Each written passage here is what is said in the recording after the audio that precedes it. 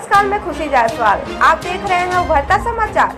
गोपीगंज नगर में शुक्रवार को रमजान के आखिरी जुमा की नमाज को अता करने के लिए हाईवे 4 लेन का एक लेन यातायात के लिए कुछ समय के लिए प्रशासन ने रोक लगा दी, लेकिन आपातकालीन सेवाओं के लिए सड़क का कुछ अंश खुला रहा।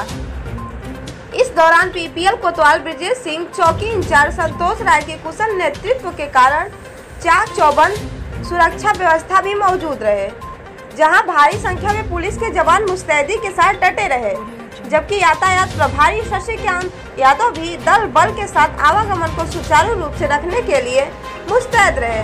बता दें कि रमजान माह के आखिरी जुमे की नमाज अदा करने के लिए मुस्लिम भाइयों द्वारा लाल रुमाल के गले पर नमाज अदा की गई, जहां जामा मस्जिद, मदीना मस्जिद, सराय जामा मस्जिद, पूरे भागवत मस्जिद, मेवड़ापुर मस्जिद, नई बस्ती सहित आपस के इलाकों में जुमे की नमाज अदा करने के दौरान काफी भीड़ रही। इस दौरान उप जिलाधिकारी योगेंद्र कुमार साहू भी मौजूद रहे।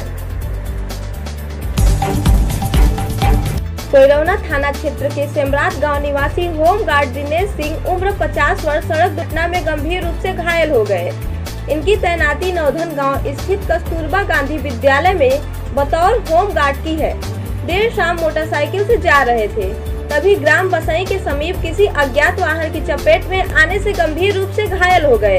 मामले की जानकारी होते ही उस थाने की पुलिस ने सरकारी जीप से इन्हें सामुदायिक स्वास्थ्य केंद्र गोपीगंज में उपचार के लिए भर्ती कराया, जहां चिकित्सक ने प्राथमिक उपचार के बाद इन्हें वाराणसी ट्रॉमा सेंटर रेफर कर दिया। वहीं मौके पर पहुंचे परिजनों ने सामुदायिक स्वास्थ्य केंद्र पर होमगार्ड का समुचित उपचार न करने का आरोप लगाया।